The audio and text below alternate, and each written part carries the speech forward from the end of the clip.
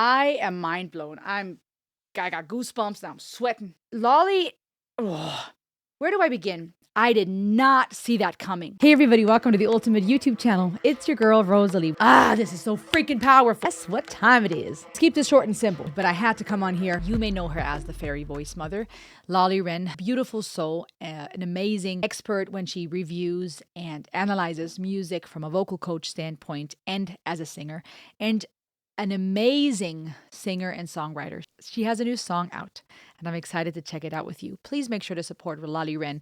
Don't just follow her on her Reactor channel, but also support her music page, Lolli Wren, on YouTube and wherever you can find her on social media.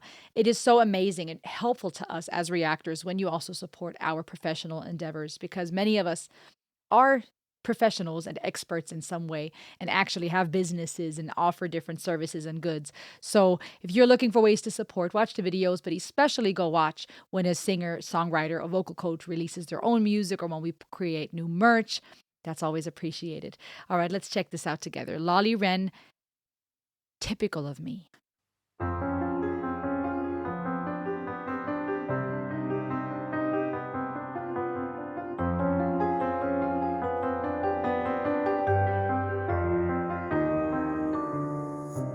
Rosy cheeks burning up. Oh, this light does you no favors, buttercup. Just leave it all to me. How you look at me. I know you'll be mine forever. Aren't you sweet? Can't even better blink.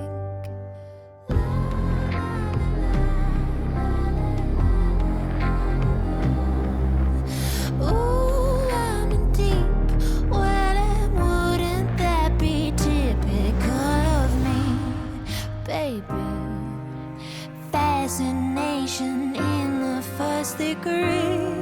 Likely I'm stirring in your dreams, and if you wanted to leave, then you'd already be gone. It's clear to see. Ooh. Baby, wouldn't that be typical of me? Wow. The depth of the psychology behind these lyrics, oh my gosh. I'm not going to say yet what I believe this is about, but I am amazed. You tell me in the comments if you're picking up on what she might be putting down here. But I am amazed at the level of psychological depth, but also the way that it is spun, reversed psychology to the second and third degree. I'll tell you what I mean by that in a second. This is beautiful. Her voice is so unique. Sie hat so einen Wiedererkennungswert. She has this recognitional value in her voice, that timbre that's just so Lolli. That beautiful vibrato she brings in at just the right time. It's not constant. It's not overboard. Same with their runs. They're not all over the place. They're beautifully and precisely and intentionally, I'm sure, placed. Some of the grit that just softly comes in here as the crescendo is building. The music video, the cinematography is well done. Whoever directed this, beautiful job. She's a gorgeous woman, period. But this era and this type of style just suits her so well. Oh my gosh, the giant pearl necklace, the little dog, the elegance, but even the light contrast with the darkened living room in the background and the warm light here with that soft green and her red hair. It's a beautiful contrast, but it's also very powerful and symbolic. That contrast between the lit up living room and the almost depressing looking abandoned dark dining room, and that contrast, the light contrast, also creating a contrast when we're speaking of what the lyrics might be implying, the relational contrast here, and that dance between what seems to be beautiful and great and what's actually happening in the background. Oh, so many ways we can go, but let me listen.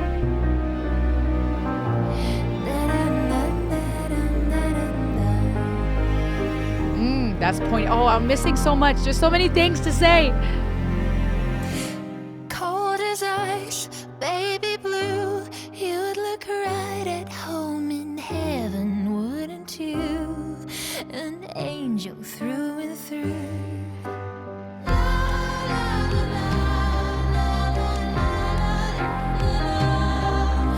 Ooh, I'm a creep.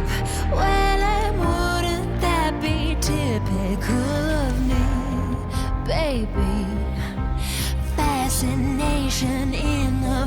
first degree. Likely, I'm starring in your dreams, and if you wanted to leave, then you'd already be gone. It's clear to see. What she did with her voice there.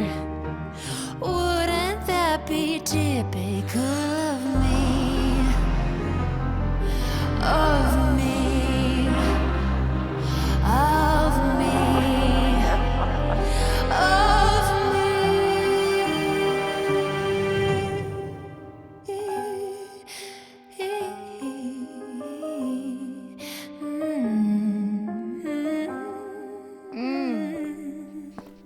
I need to say this because I think I'm gonna forget.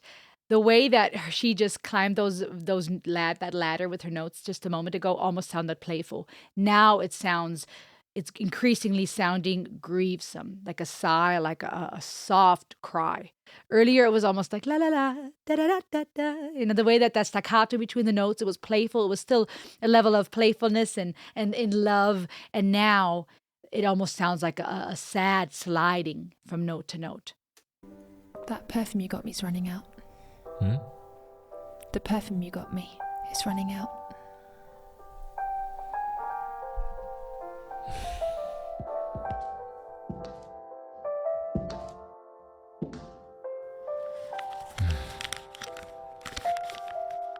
There you go.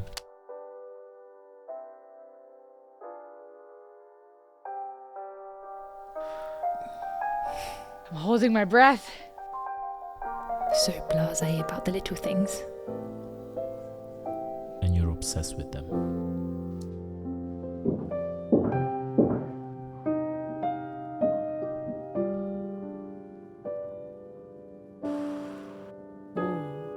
You see her body language as she kind of stepped aside.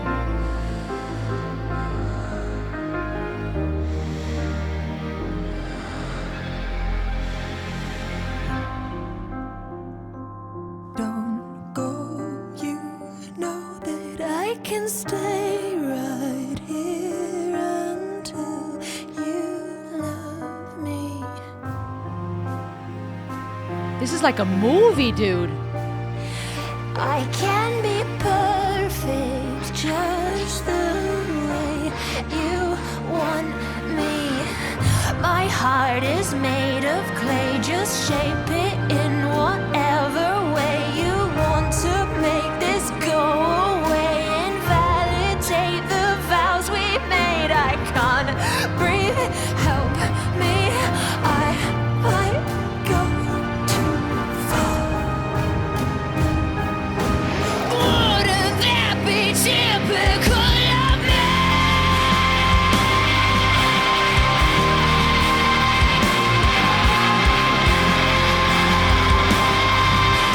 Wouldn't that be typical of me, baby? Fascination in the first degree. Like me, I'm starring in your dreams, and if you wanted to leave, then you'd already be gone. It's clear to see, baby. Wouldn't that be typical of me?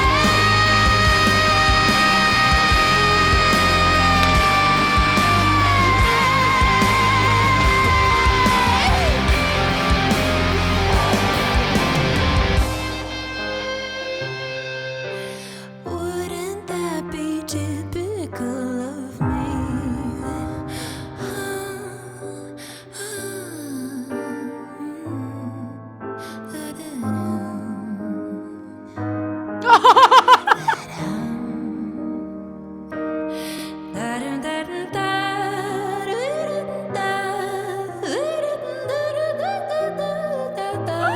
Ooh, Lolli. Oh my gosh.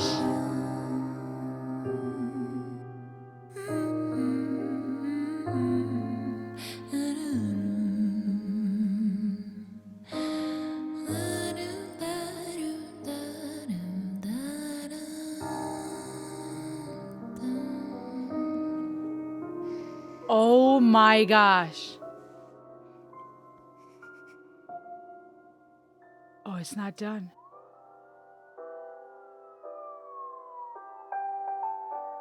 This, oh, I got goosebumps.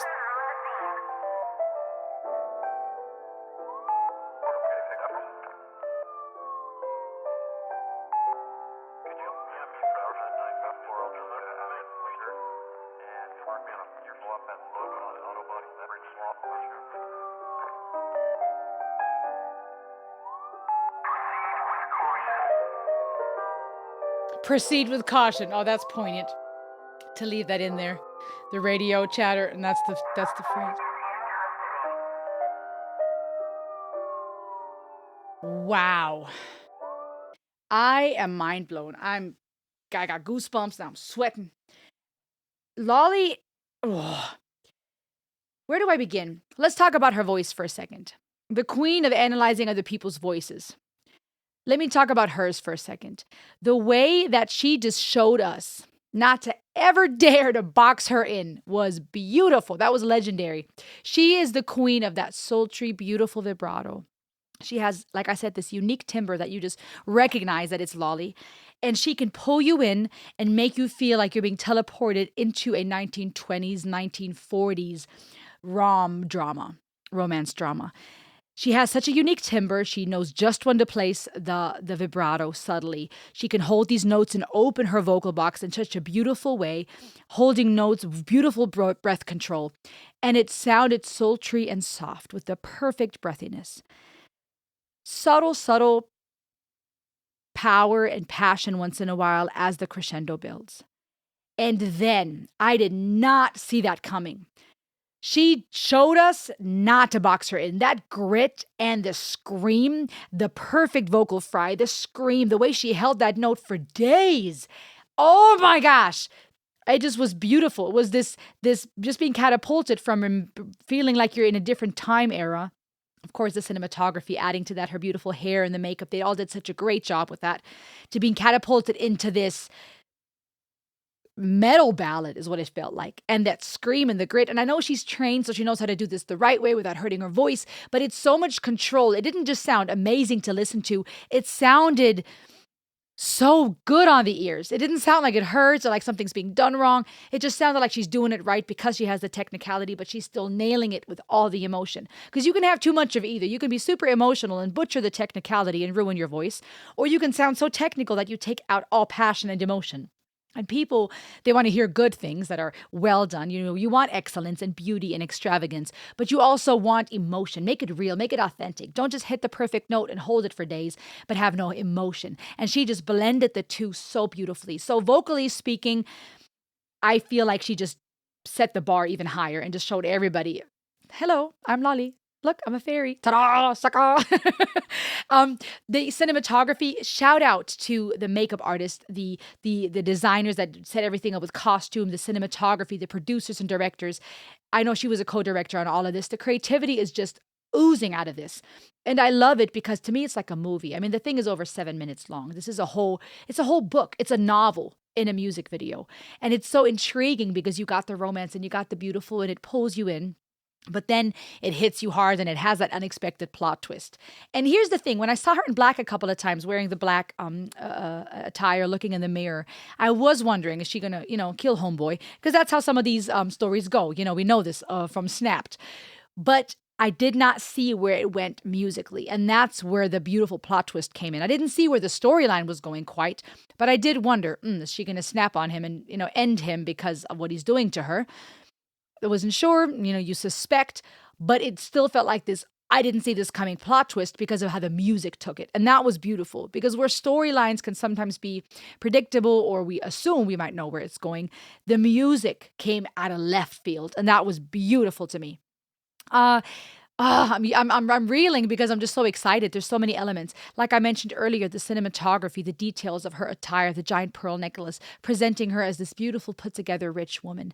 But then that contrast between the shadow work and the focal point and the perspective that was intentionally created, and the cinematography, creating this feeling of contrast between warm light and dark shadow, between what you see in the front is not the same as what it's in the back, between feeling like there's warmth in this room, or so we would think, but that room behind her is empty and bare. There's darkness there. It was a beautiful play with colors, the cinematography fitting to that era. This, what era was that? 40s, 30s? Her beautiful pinup style, so much elegance and class, to then her going complete rogue. And even still, there was this plot twist because as I saw this female getting ready to sit on top of this man, I thought it was this other woman, and it turns out it's the wife, it's Lolli, who is getting ready to seduce her husband into death, I guess you could say. But let me start at the beginning psychologically, and I need to pull up the lyrics. To say typical of me is powerful because the situation, and that's why I said earlier, the level here of reverse psychology to the third and fourth degree is powerful. It's powerful to me because, let me just pull it up and I'll play it in the background and look up the lyrics. I'll play it in the background and look at the lyrics with you. To say it's typical of me is powerful because as it's kept playing, as everything begins, it it paints this picture to me of being in an abusive relationship, possibly with a narcissist. I mean, there's different personality disorders where you might end up finding yourself being abused and gaslit and manipulated. But I think the one that people often think of and know is when you have a narcissist. And I don't say that word lightly. It's a word that's often thrown around where people want to self-diagnose or diagnose their mama based on a checklist of 5 items they found on the internet. I don't recommend that. True narcissism, the clinical kind, the kind that needs to be diagnosed, is a serious matter. And a person that is a little selfish or a little bit of a butthole is not by default now a narcissist. So I say that to say that word is often thrown around and we must proceed with caution. But the way this picture was being painted, it felt like you were in an abusive relationship. But from the start, I was wondering, who is being referred to here when we speak of typical of me? Is it her saying it's typical of me that I keep finding myself in these relationships, right? Sometimes we ask that. We find ourselves in a relationship with someone that's not for us, and we go, man, I did it again. Oops, I did it again. In the wrong relationship, right? A lot of women may be asking, why do I keep attracting this kind of douchebag of a guy? Men may be asking, why can't I find the right woman? Typical of me. Or is it the narcissistic person or abusive person gaslighting, flipping the script and saying, oh, so typical of me. I guess I'll let you down again. Oh, I guess you're mad at me again, right? Who is being referred to here when we speak of typical of me? Beautiful setup cinematography wise. She drives up. She already, now that I've seen the whole thing, now I'm thinking she already has this expression on her face of F around and find out, but still wearing white. There's still this idea of beauty and elegance. She arrives and now the camera switches. Beautiful contrast play again between her white, gorgeous coat now to her wearing black. The contrast here between the warm light, the white frame that presents the couple as in love and happy, and her looking grieved and sad. Her voice beautifully showcasing that. We're in a soft era here. There's mystery building, there's intrigue, but things are still soft. The timbre of her voice, the breathiness of her voice, a sadness, right? Almost like this innocence. He gets in the car, and from the start, I'm assuming, okay, he must be the narcissist or the abusive partner. Now, could it be that my mind that I'm transferring and projecting to a degree based on the stories you hear? Absolutely. Your mind may have flipped it around from the get-go and assumed she's the narcissistic abusive partner in this relationship. At this point, we don't know. And it's important to be aware of our own biases and projections when we interpret these things. And now transitions to how they were in love. And I found it so poignant that she spoke of being, what did she say, in love to the first degree? Look at how you look at me, how you look at me. I know you'll be mine. Rosy cheeks, oh, this light does you no favors, buttercup. And that play and on the syllables, but also already here seeing abusive tendencies, right? To criticize someone's appearance, to say to them, this light does you no favors. Beautiful double entendre, because to me that sounds like someone criticizing or body shaming someone, being constantly, when you constantly bicker at someone, right? It could be the smallest little comments that don't seem abusive from the outside looking in or at first glance, because it's just a little criticism. But those tiny, constant micro comments, they chip away at people's self-worth, right? Where they start bracing and wondering what are they going to say? Where you start dressing a certain way to avoid a person's response, where you avoid that person altogether, or you fear that whatever you wear or dress or say or do will be commented on and nitpicked, either smart little stabbing remarks or passive aggressive ones. But it paints this picture of abuse.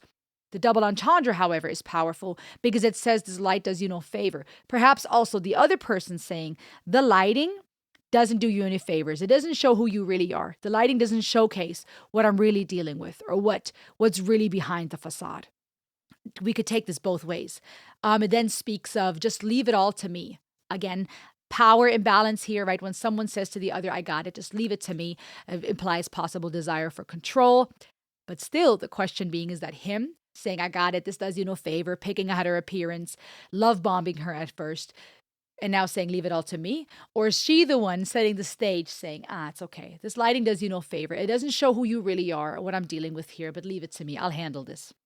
Which, as we can see in the end, she really does. Be mine forever, aren't you sweet?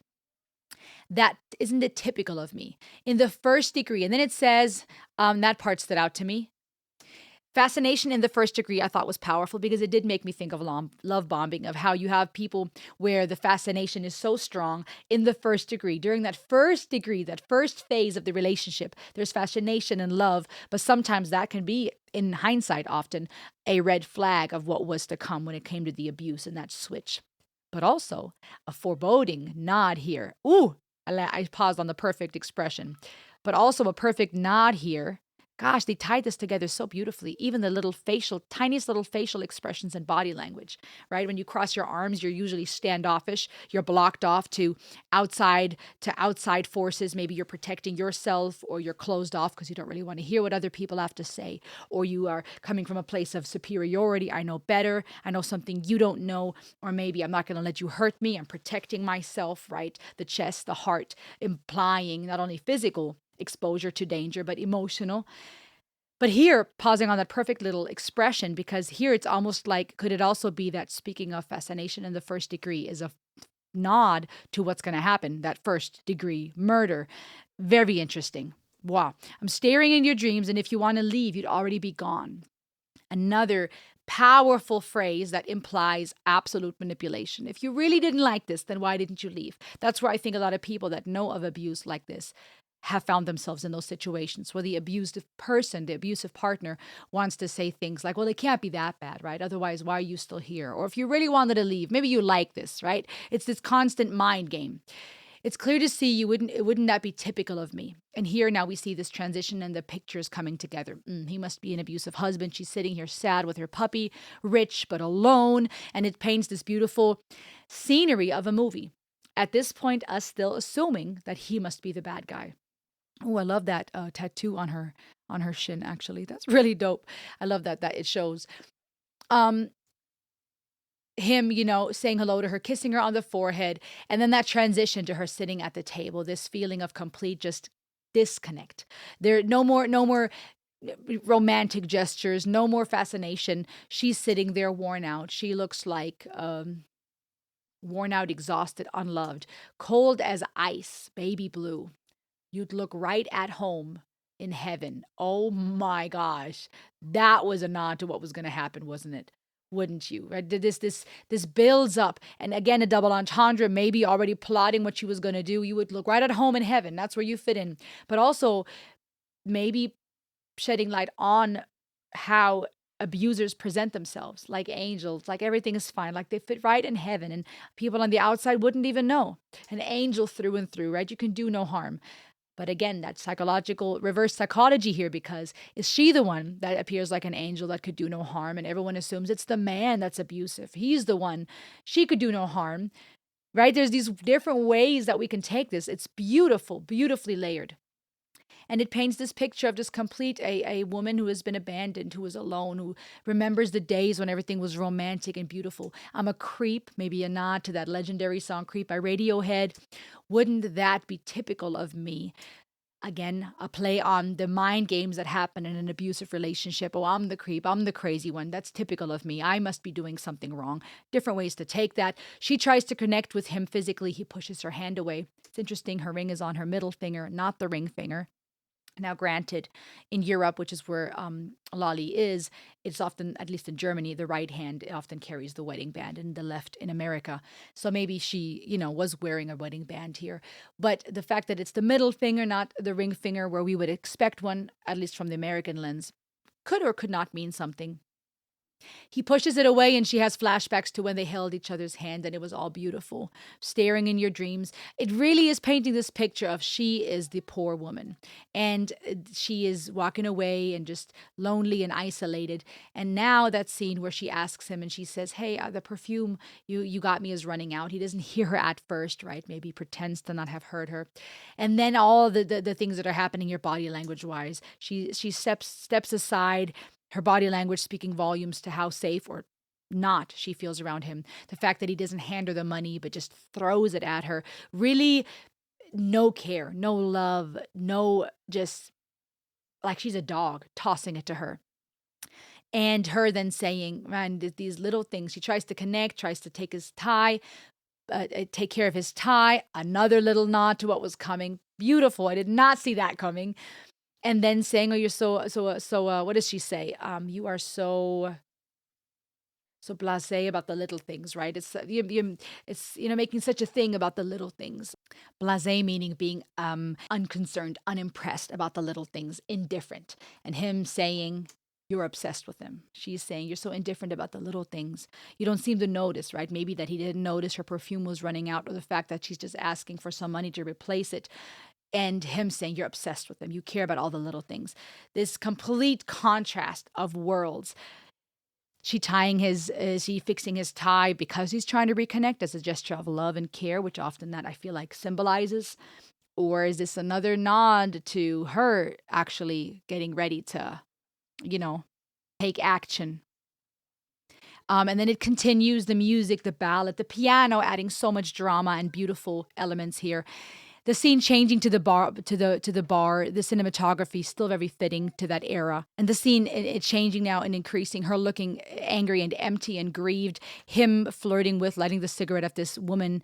And now the whole movie switching, her facial expressions, her demeanor, everything just going dark, right? The pain of a woman who wanted to just so desperately be loved. And here, even the psychology of the lyrics just say, you can just shape my heart. I'm the clay. Make me whatever you want.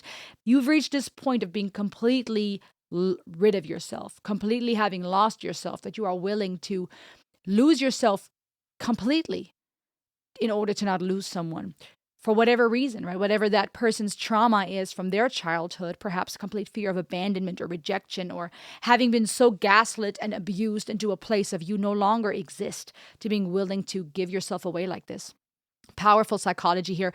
Not beautifully, because it's not beautiful, but doing so well at depicting what abuse in a marriage and a relationship looks like, and how it completely chips away at someone's self-worth and their sanity. Her being so angry, beautiful acting, so much passion and drama. And like I said, me then thinking that this woman was that mistress, and it, however, being the wife who is trying to please her husband and actually then uses it to, or fools him, thinking that she is going to do something he might like, and does quite the opposite.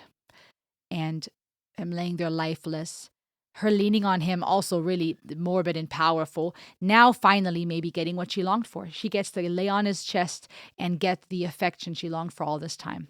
It just took him dying, I suppose. And then scene changes again. She sits down very composed and stoic. And I had to laugh when I saw this box of ties, because that would imply to me that this is not the first one. And that's why it's so powerful to call this typical of me, because it's this powerful double entendre of an abuser that would use such a line. Oh, typical of me, I guess. All right. I must have done something wrong again, right? The gaslighting strategies of pretending you've done no harm, but oh my goodness, must be me again. The idea of saying typical of me, because some people keep finding themselves drawn to someone that's emotionally unavailable or abusive. But also now the triple whipple entendre of saying, oh, it's typical of me, because I find myself back in this position where I ended him once again, walks away, and then the door opens and she faces the blue lights. And even the radio chatter then saying approach with caution was so poignant to me, because I thought, my goodness, this is fitting to, of course, a woman who just killed somebody. You got to approach that person with caution. But it also is this nod and another double entendre to this topic in general. Approaching someone abusive with caution, approaching someone who has these tendencies or gaslights and love bombs with caution. Be aware of these red flags, but also approach people that have been through this with caution, because they're hurting and they may not be well anymore mentally. They may have completely lost themselves or their sanity in the process. I mean, the layers here, from the cinematography and the music video, which was a movie, a novel through music in my mind, the acting, her voice, the way she uses it in various ways and showcased us just all that she can do, from the lyrics and the profound psychological notes. This was amazing. Lolli keeps amazing and surprising me. Please, please, please go check her out. Fairy Voice Mother on YouTube, does amazing reactions and brings so much information to her reviews and analysis and breakdowns, but also amazing music. Please go subscribe to her YouTube channel, Lolli Wren. Support her on all the various social media platforms. If she's new to you and you liked what you saw, tell her I sent you. Make sure to subscribe here too for more education, psychology, music from around the world. I will see you on the next ride. Remember that you are loved and you matter. Be kind to yourself. Ayo.